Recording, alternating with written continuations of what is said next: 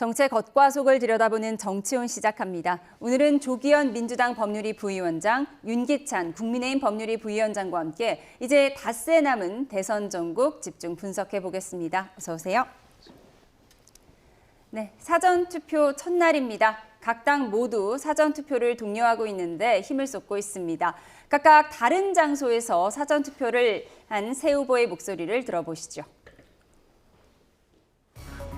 가급적이면 사전투표에 많이 참여해 주시는 것이 시간을 합리적으로 배분하는 데도 도움이 될 것이고 또 본투표에 무슨 일이 생길지 모르니까 미리 해 두시는 게 낫지 않을까 그런 생각이 듭니다. 오로지 대한민국의 운명은 우리 국민들의 손에 달려 있다는 점, 그리고 우리 주권 행사는 결국 투표로 할 수밖에 없다는 점을 생각하셔서 저 딸하고 이렇게 같이 나왔는데 저도 전에 사전투표 했지만 딸하고 이렇게 같이 한 적은 처음입니다. 네. 사전투표를 다 안 해버리면 그거는 그만큼 이 제도를 개선하고 없앤다든지 이런 것들은 저는 찬성하는데 만약 안 해버리면 전체 투표율이 낮아지기 때문에 상당히 문제가 있고 우리가 불리해지기 때문에 일단은 제가 먼저 투표를 한 겁니다. 이번 선거를 치르는 과정 중에서 동탄의 기적을 계속 이야기했습니다. 그만큼 동탄은 지난 총선에서 전국의 이름을 알린 가장 정치 변화의 그런 열정을 보여준 선거구였고, 저는 동탄 20도시를 대표하는 국회의원으로서 그런 열망을 담아서 이번에도 정치 교체, 세대 교체, 시대 교체를 이뤄내겠다는 마음으로 선거에 임하고 있습니다. 네, 이재명 후보는 젊음의 상징 서울 신촌에서, 김문수 후보는 이재명 후보의 지역구인 인천 계양에서 딸과 함께 인천 상륙 작전을 외쳤습니다. 이준석 후보는 본인의 지역구인 동탄에서 투표했는데요. 이렇게 사전 투표 장소에 어떤 의미가 있는 걸까요? 이번 대선에서 가장 중요하게 의미를 두고 있는 부분하고 지금 시점에서 이 투표율을 높이고 지지율을 더 확대하기 위한 가장 효과적인 지역을 선택한 거로 보는데요. 이재명 후보는 신촌으로 갔습니다. 젊은 층이 많은 곳이죠. 이번 비상계엄 내란 이후에 사실 윤석열 전 대통령의 이 비상계엄을 막고 또 탄핵을 만들어내고 하는 과정에서 사실은 우리 20, 30대 젊은 층의 참여가 굉장히 높았습니다. 소위 야광봉을 들고 만들어낸 빛의 혁명이라는 평가를 하고 있지 않습니까? 이제 그런 젊은 층들이 민주주의를 지켜낸 것처럼 투표로서 내란을 완전히 종식하자 이런 메시지를 젊은 층이 많은 신촌에 가서 하신 거고요. 뭐 나머지 후보들도 김문수 후보 같은 경우에는 이재명 후보와의 이제 1대1 구도다. 이제 뭐 단일화는 사실상 어려워졌기 때문에 자신이 이재명 후보와 맞설 후보고 충분히 승리할 수 있다. 이걸 보여주기 위해 상징적 장소로 이재명 후보의 지역구를 찾은 것 같고요.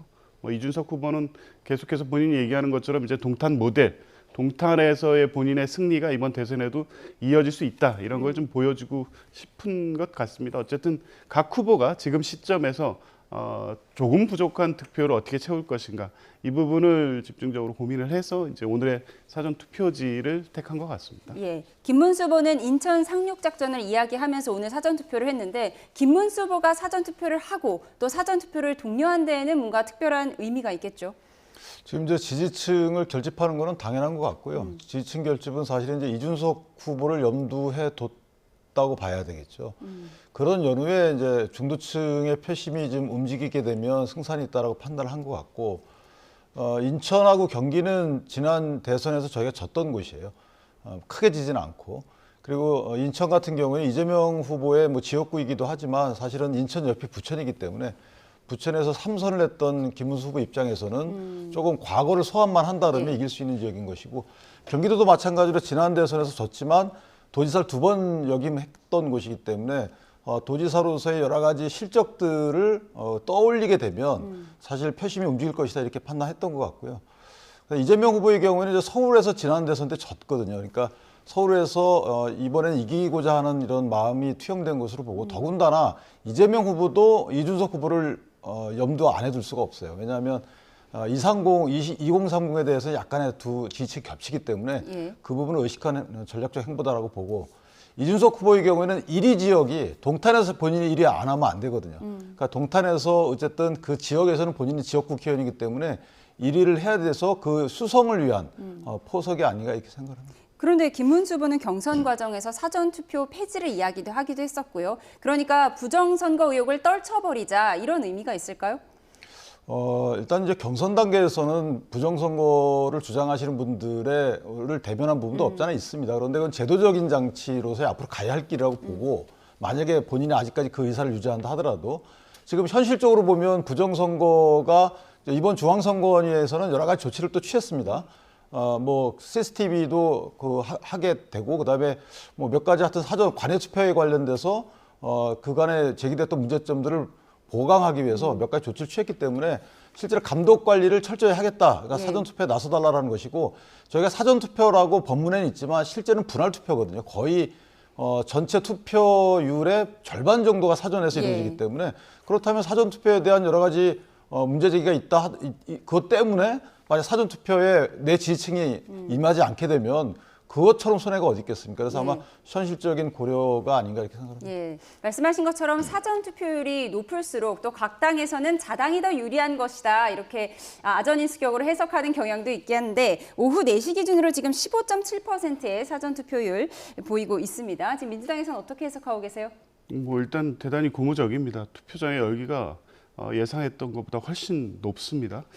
그리고 이제 전체적으로 그 상황을 보고 있는 이제 선거 관계자들이나 지역에 계신 분들의 얘기를 들어보면 민주당을 지지하는 층들의 적극적인 참여 열기가 또 확실히 확인되고 있고요. 그때 심정, 그러니까 이 투표, 사전 투표에 나서는 사람들의 어떤 마음 표현하는 여러 형태로 표출되고 있는데 굉장히 절박하고 절실한 심정으로 투표를 하고 있다고 합니다.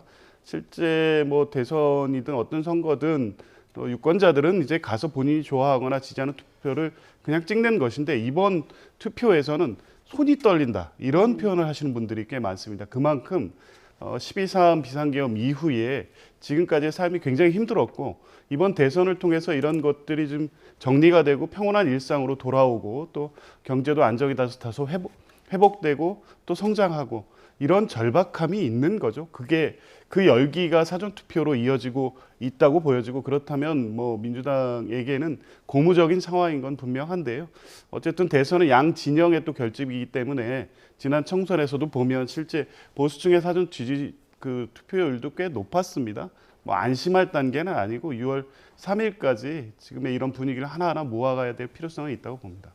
이준석 개혁신당 대선 후보가 TV토론에서 한 발언을 놓고 정치권이 연일 시끄러운데요. 이준석 후보는 오늘 긴급 기자회견을 열었습니다. 민주당과 다른 대선 주자들의 입장까지 영상으로 정리했습니다. 해당 표현은 제가 창작한 것이 아니라 이재명 후보의 장남 이동호 씨가 인터넷 커뮤니티에 직접 올린 글의 순화된 버전이었습니다. 저급한 혐오 표현 외에도 2년 가까이 700회 넘게 총 2억 3천만 원 정도의 불법 도박 자금을 입금한 기록이 나왔습니다. 이재명 후보가 이를 모르고 있었다면 무관심이거나 무능일 것입니다. 그런 인물이 과연 나라를 맡을 자격이 있겠습니까? 저는 굴복하지 않습니다. 진실을 덮으려는 시도에는 단호히 맞설 것이며 법적 책임도 함께 묻겠습니다. 자신의 잘못을 회피하기 위하여 네거티브에 올인하는 이준석 후보가 개탄스럽습니다. 당사자는 혹독한 수사와 재판을 거쳐 벌금 500만 원형을 선고받았습니다.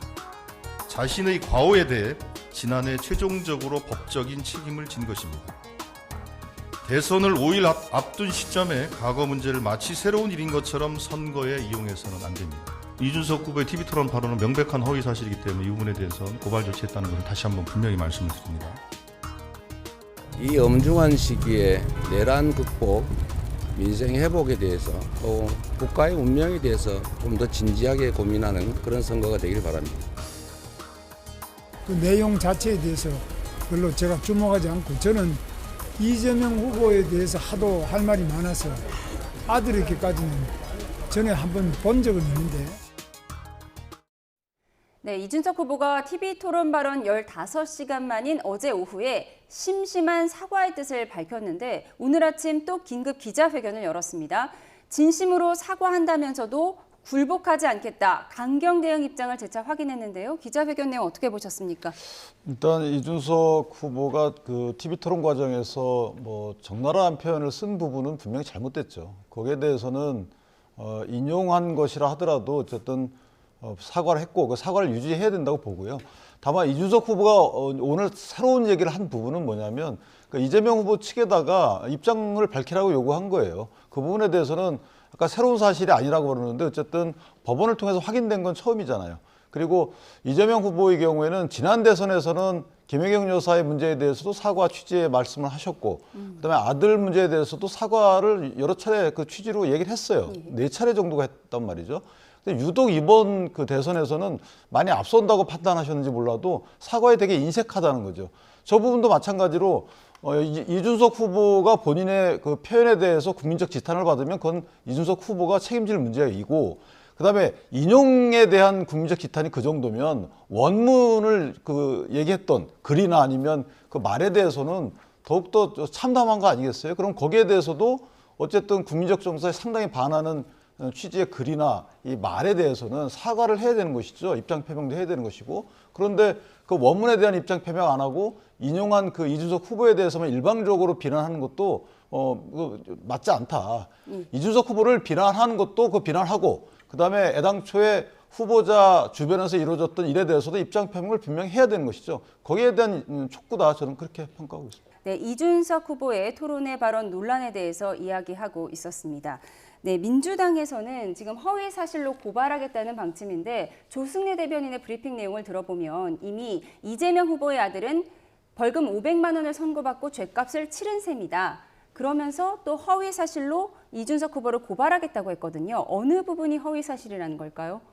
저 사건은 이미 한참 전에 종결된 사건이고요. 관련해서 이재명 후보가 여러 차례 사과를 했죠. 지금 윤 변호사님 뭐 사과에 인색하다고 말씀하시는데 그 과거의 그 불행한 가족사와 관련해서도 요새 토론 때마다 언급합니다. 그 잔인하죠. 그럼에도 불구하고 부덕의 소치라고 계속 사과를 하고 있습니다. 도대체 벌써 십수년 전의 일들 그리고 몇 년 전에 아들의 문제까지 얼마나 어떻게 더 사과를 해야 되는 겁니까? 아무리 정치적으로 좋은 소재라는 것은 인정하겠지만 가족의 문제를 이렇게 끌고 와서 하는 게 후보의 검증이라는 이 명분뿐이지 실제 후보를 공격하기 위한 네거티브라고 보여지고요. 아들의 문제 역시 우리나라가 뭐 연좌제 있는 국가입니까? 본인이 500만 원을 강조한 것도 약식 명령이 확정됐고 벌금을 내고 처벌을 받은 겁니다. 아들의 문제입니다. 그 부분에 대해서도 이미 수차례 사과를 한 거고요.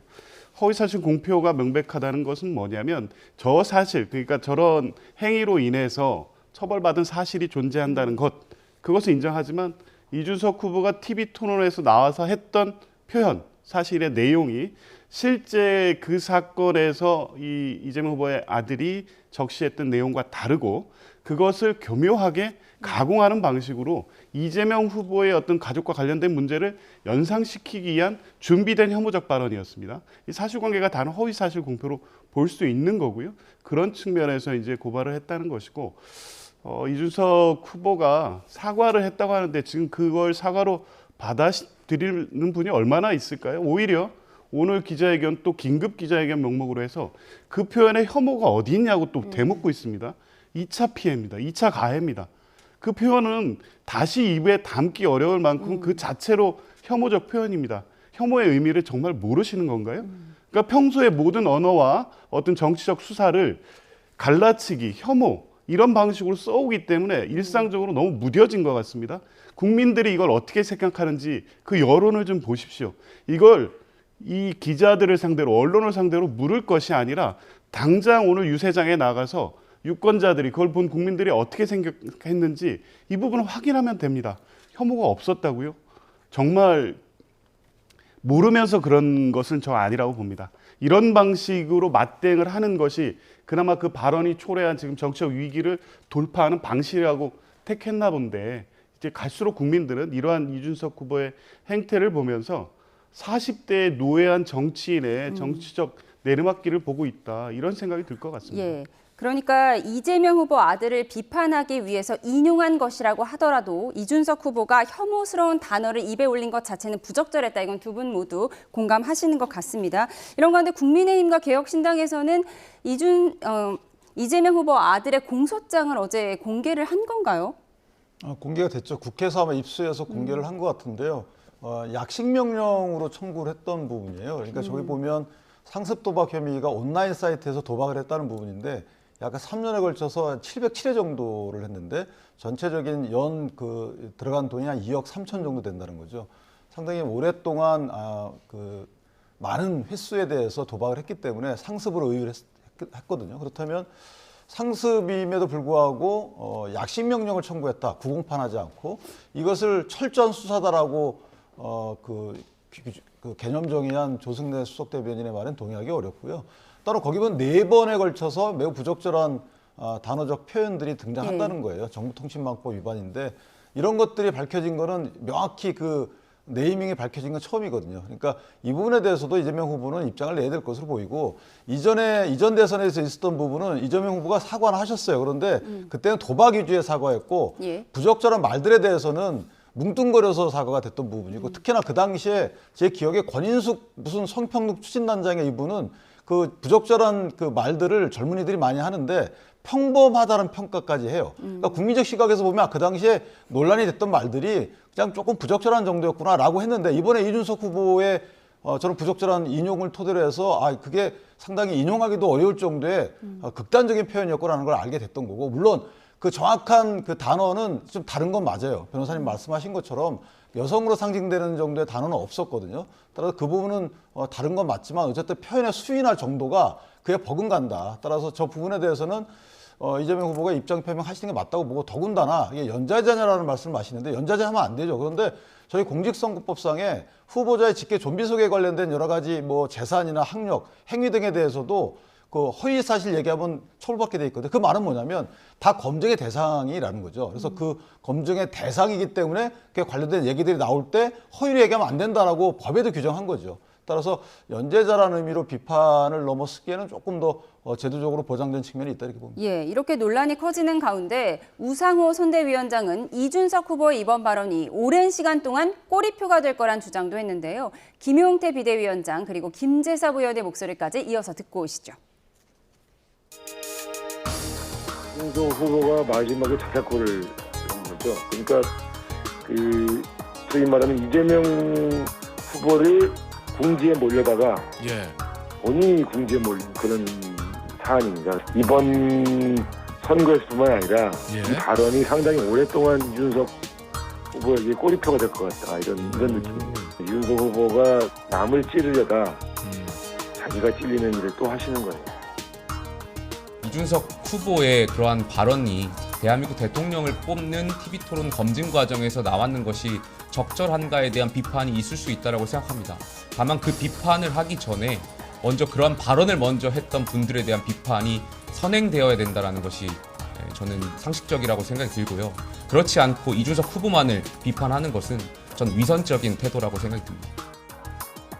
뭔가 날카롭게 지적하고 싶었던 이준석 후보의 마음은 제가 이해가 갑니다만은 그 이준석 후보는 달을 가리키면 손가락을 보지 말고 달을 봐라 이런 취지인 거 아니겠습니까? 근데 제가 느끼기에는 그 달을 가르치는데 가운데 손가락 중지를 치켜 세워서 달을 봐라 이렇게 하니까 가운데 손가락을 딱 높이 들어가지고 달을 보세요 하니까 달은 보이지 않고 가운데 손가락을 든 이준석 후보만 보이는 그런 상황인 것 같아요. 네, 민주당 우상호 전 의원은 이준석 후보의 자책골이라고 했습니다. 정치 인생의 긴 꼬리표가 될 거란 이야기도 했는데 그렇게 보십니까? 그렇죠. 민주당에서는 그래서 이건 뭐 단순하게 정치적으로 상당한 흠집 정도가 아니라 이준석의 정치는 끝났다는 평가까지 나오고 있는 겁니다. 그만큼 사안이 중대하다는 거죠. 이 장면은 사실 뭐 정확한 수치는 아닙니다만 전체적인 시청률이라든가 유튜브를 통한 시청하는 전체 이 국민들을 봤을 때 한 1,000만 명 정도 가까이 보셨을 겁니다. 생방송으로 진행되고 있었고요. 그 앞뒤에 관계된 어떤 정치적 맥락과 의미를 다 차치하고 그 표현 자체로 전 국민이 불쾌감과 모욕감을 느낀 발언입니다. 전 국민적 혐오 발언이죠. 정치적 이해관계를 가지고 이런 것까지도 끌고 와서 한다는 것에 치를 떨 정도였습니다. 저도 깜짝 놀랐거든요. 이게 그냥 단순하게 오늘 같은 방어, 그러니까 이 말로써 실제 하고자 하는 건 이재명 후보의 검증이었다. 이렇게 해결될 문제가 아닙니다. 이재명 후보를 그런 방식으로 공격한다고 해서 이게 전혀 공감대를 얻을 수 없고요. 오히려 이준석 후보의 치명적 오점이 될 것은 분명해 보이는데 문제는 뭐 지금 그 국민의힘 측에서 또 일부 두둔하는 발언을 합니다. 그 필요성이 있는 거 아니냐. 이재명 후보에 대한 검증 차원이 아니냐. 그러면서 잘 나가봐야 이제 양비론적으로 비판을 하는데 적어도 이 문제에 대해서는 그렇게 하시면 안 되는 거 아닙니까?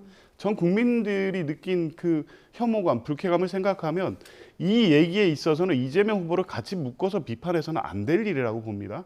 딱 두 가지죠. 이 부분하고 정치 테러에 대해서 지금까지 이재명 후보가 신변의 위협을 느껴서 방탄유리라든가 방탄복을 입고 지금까지 유세를 해오고 있는데 그 과정에서도 조롱하고 뭐 이런 방식으로 대해왔습니다. 적어도 이번 대선이 치열하게 그 경쟁하고 있는 구도는 맞고 그만큼 이제 정치적 갈등이 심화된 상황에서 치러지는 대선인 건 분명하지만 정치 테러에 대한 반대, 혐오적 발언에 대한 반대 이 부분에 대해서는 단서나 다른 어떤 조건을 붙이지 말고 국민의힘도 같이 해야 되는 거 아닌가? 저는 이런 말씀 드리고 싶습니다. 조금 전 국민의힘 권성동 원내대표가 김문수 후보와 개혁신당 이준석 후보 간의 단일화는 결국 무산됐다고 공식 선언을 했습니다. 그런데 사전투표를 몇 시간 앞둔 어젯밤에 김문수 국민의힘 후보가 이준석 개혁신당 후보와의 단일화 담판을 시도했지만 결국 무산된 것으로 알려졌습니다. 사실상 단일화 마지막 시한이었던 어제 김문수 후보는 유세 현장에서 이런 말을 했는데요. 먼저 들어보시겠습니다. 원래 조용한 가운데 무엇이 이루어지는데 뭐 전혀 조용하니까 아무것도 안 되는 거 아니냐 그렇게 볼 수는 없을 것 같습니다. 네, 어젯밤 김문수 국민의힘 대선 후보가 이준석 개혁신당 대선 후보와의 만남을 시도하기 위해 국회로 향했던 겁니다. 사전 투표 개시를 6시간 정도 앞두고 막판 단일화 협상을 하려 한 겁니다. 어제 대구에서 마지막 유세를 마친 뒤 KTX를 이용해 서울로 왔고 이준석 의원이 의원회관 사무실 또는 천하람 사무실에서 회의 중이라는 첩보를 입수하고 갔다고 하는데요. 결국 만나지 못했습니다. 이준석 후보는 오늘 아침 이 상황에 대해 이렇게 설명했습니다.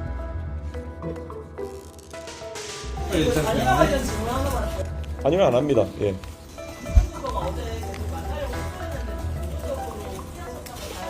저는 전화기가 꺼져 있어서 사실 모릅니다. 예. 네, 사전투표가 시작되면서 국민의힘 권성동 원내대표는 조금 전에 단일화 무산을 공식 선언했습니다. 다만 투표장에서 유권자 선택에 따른 단일화가 이루어질 거라고 본다고 했는데 오늘 오전에 김문수 후보는 끝까지 노력하겠다는 말을 했습니다. 듣고 오시죠. 저는 마지막까지도 계속 노력을 하겠습니다. 그래서 전체적으로 지금 하나로 뭉치기 위해 가지고 노력을 계속 하고 있는 중입니다. 네, 저희가 앞서 이야기했던 토론회 발언 이슈도 있었고 이준석 후보의 마음이 좀 변하지 않을까 했는데 어젯밤 사이에 아무런 일도 일어나지 않았습니다. 그 전에 우선 그 변호사님 하신 말씀 관련해서 사실 국민의힘이 양비론을 필 수밖에 없는 사안 아닌지 모르겠어요. 왜냐하면 이준석 후보의 발언이 뭐 공중파 뭐 많은 국민들이 신청하는 사이에 그렇게 직접 원용하는 건 잘못됐죠. 그런데 그 원발언 그런 유사한 취지의 발언을 한 것에 대해서 당연히 비판을 해야 되는 거죠. 거기에 대해서 관련 있는 분의 입장 표명을 요구하는 것은 이게 뭐 둘 중에 하나 선택할 수 있는 사안이 아니잖아요. 만약에 이준석 후보의 발언이 상당 부분 허위다 그러면은 이준석 후보를 저희가 탓해야 되겠지만 그렇지 않은 거기 때문에 당연한 입장이다. 이걸 먼저 말씀드리고요. 단일화라는 것은 사실은 국민의힘 입장에서 보면 조금 더 승리에 다가가는 방정식인 건 맞아요. 그렇기 때문에 끝까지 노력해야 되는 것이죠. 그러나 단일화는 양측이 맞아야 마음이 맞아야 되는 것이기 때문에 이준석 후보의 본인의 정치적인 입장과 앞으로의 계획 이런 것들을 감안해서 본인이 판단한 거기 때문에 만약에 본인이 원하지 않는다면 할 수가 없는 겁니다. 그러나 지금 이 판세 또는 현재 선거 갖는 의미, 물론 계엄과 관련된 여러 가지 국민적 비판의 점도 있지만 실제 계엄 상황에 오기 전에 이재명 후보가 대표로 있는 민주당이 절대 다수인 국회 운영 과정을 보면 상당히 국민적 비판이 크다는 거죠. 따라서 심지어는 국민적 일각에서는 윤석열 전 대통령과 이재명 후보의 동반 퇴진 이런 논도 나오는 거죠.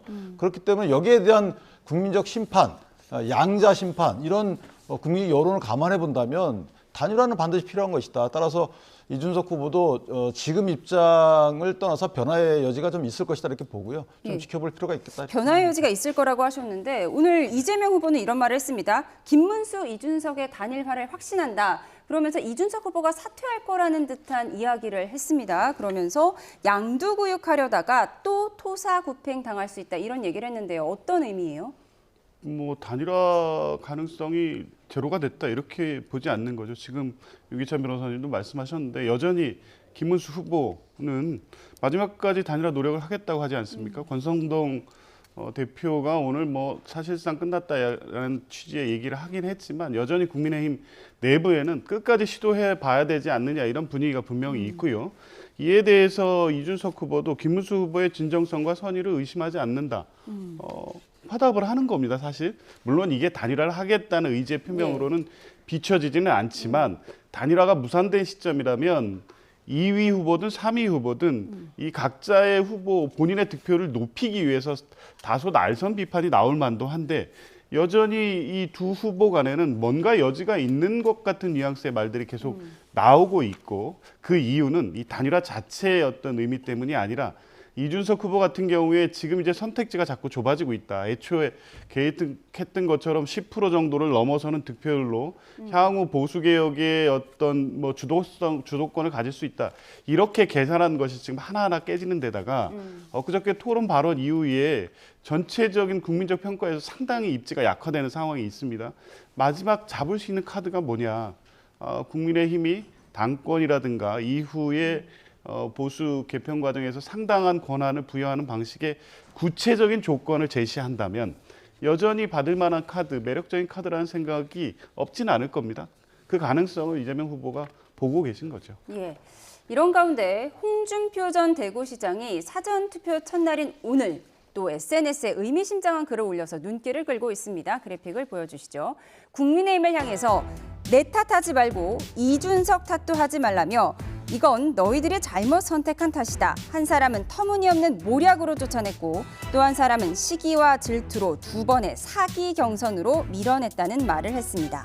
그러면서 누굴 탓하지 말고 다가올 아이스에이지 빙하기에 대비하라며 박근혜 전 대통령 탄핵된 용케도 살아남았지만 이번에는 살아남기 어려울 것이라고 덧붙였습니다. 어떤 의미일지 한번 두 분과 짚어보겠습니다. 네, 그동안 홍준표 전 시장 최대한 메시지를 자제하는 분위기였는데 오늘 또 이런 글을 올린 이유가 뭐라고 보세요? 뭐 복합적인 의미가 있을 것 같은데 저는 지지층에 대한 메시지로 보여져요. 그러니까 지지층이 뭉쳐서 이 투표에 나서서 사실은 이제 빙하기라는 것이 좋은 의미의 빙하기가 아니잖아요. 이재명 후보가 대통령이 되게 되면 아마 정치 보복이 있을 것이다라는 취지의 애둘러 한 표현이란 말이죠. 그렇다면 지금 여러 가지로 단합 못하고 있는 국민의힘 내부도 그렇고 또 지지층도 투표장에 나가서 한 표를 행사해 달라는 취지를 돌려서 말한 거다 이렇게 생각을 하고 물론 저게 쓰여 있는 뭐 사기 경선 뭐 이런 부분들은 뭐 동의하기 어려운 거죠. 정치라는 것은 이기고 짐에 있어서 누가 옳고 누가 그름은 없는 것입니다. 그건 이제 어떤 개인적인 소외로 저희가 이해를 하고 나머지 저 부분들은 박근혜 전 대통령 탄핵 이후에 대통령 후보가 돼서 상당히 어려운 게임을 했었잖아요. 저도 거기에 뭐 상황시대 해봤지만 어쨌든 본인이 경험해 보니까 어렵더라. 그러나 더 어려울 것이다. 이런 메시지를 줌으로써 좀 뭉칠 수 있는 어떤 계기를 준 게 아닌가. 채찍을 든 것이 아닌가 이렇게 생각합니다. 네, 빙하기가 다가오고 있다. 홍준표 전 시장이 이 메시지 어떤 의미로 보세요? 가장 또 떨어져서 보시니까 이 상황을 냉정하고 객관적으로 보시는 것 같고요. 그러니까 하와이 특사단이 그렇게 떠들썩하게 가서 김문수 후보에 대한 지지 입장을 듣고 왔다고 했지만 이미 떠난 이 홍준표 전 시장의 입장은 변한 게 없는 것 같습니다. 보수는 스스로 자멸했다 이런 평가를 하고 있는 거 아니겠습니까? 그 메시지가 빙하기가 뭐 이재명 후보가 만약 대통령이 됐을 때 정치 보복을 의미하는 것 같지 않습니다. 이번 윤석열 전 대통령의 비상계엄 이후에 곧바로 그날 당일부터 무슨 얘기가 나왔냐면 탄핵 트라우마 얘기가 나오기 시작합니다. 탄핵 얘기가 나오면서 그게 뭐냐면 박근혜 이 대통령의 탄핵 국면에서 보수가 분열한 것으로 스스로가 자멸했다 이런 평가를 하면서 오히려 윤석열 전 대통령을 두둔하면서 지금까지 온 거죠. 그렇다 보니까 친윤 중심으로 해서 후보 단일화 과정에서 김문수 후보를 교체하는 이런 시도까지 있고 실제 보수가 갈피를 못 잡고 국민 정서하고는 완전히 뒤떨어져서 이번 대선을 치르고 있기 때문에 대선이 끝난 후에 어떤 이 예측을 하자면 지금 홍준표 전 시장이 보는 바와 같이 빙하기를 맞을 수밖에 없는 거고 상당한 시간을 거쳐서 뭐 보수개혁과 혁신의 어떤 분위기가 형성될 수 있겠느냐. 그 집안이 완전히 무너져 내렸다고 보고 계신 것 같습니다. 실제 그럴 겁니다. 지금은 어찌어찌 해서 6월 3일까지 대선을 치르는 상황은 가능할지 모르겠지만 지금 다 내부에 쌓여있는 어떤 갈등 요소들이 일거에 분출될 때 이게 과연 새로운 어떤 변화와 혁신을 위한 에너지로 결집될 수 있을 것이냐. 매우 비관적인 전망을 할 수밖에 없고 그 상황을 국민의힘을 가장 잘 아는 홍준표 시장이 먼저 짚어준 것 같습니다. 예. 그런가 하면 후보들이 유튜브에 출연해서 솔직한 모습을 보여주고 있어서 눈길을 끌고 있는데요. 후보들의 가장 힘들었고 후회되는 순간은 언제였을까요? 먼저 이재명 후보는 소년공 시절이 가장 힘들었다고 합니다. 들어보시죠.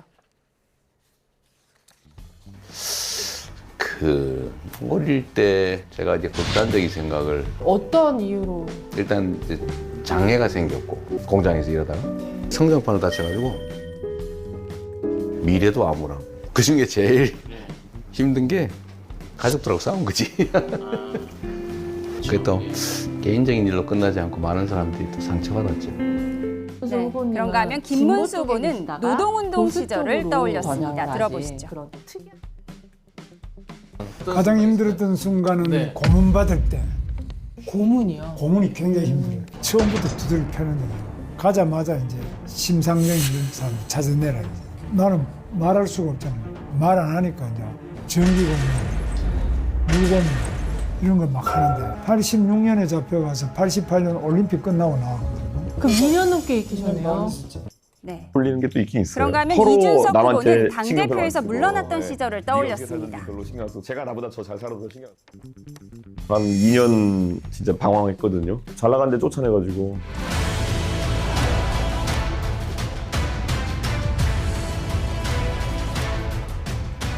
우리나라는 보수 진영에는 왕당파가 많아요. 그 왕을 우선시한다 그래가지고 그 사람들이 봤을 때는 네가 대들면 안 되지 이렇게. 어떻게 하셨어요? 게임 많이 했죠. 집에서? 아, 마지막으로 후보들의 즐거운 모습도 한번 볼까요? 모아보겠습니다. 가발하고 써. 아, 진짜요? 마지막 키스는 키스는 뭐 요즘도 매일 하지, 뽀뽀. 운동권 노래 중에. 그 바닥 쏟아신 거 아니에요? 본인이 다 그거. 가장 행복했던 순간이 있다면? 작년에 국회의원 됐을 때. 네. 첫 국회의원 당선인데. 네, 이렇게 대선 막판 후보들이 유튜브 등에 출연하면서 친근감과 매력을 발산에 집중하는 모습인데요. 김문수 후보는 가장 힘들었던 순간을 예전에 고문을 당했던 때를 떠올리면서 또 심상정 후보의 이름을 부르지 않았던 그때의 시절을 얘기를 했습니다.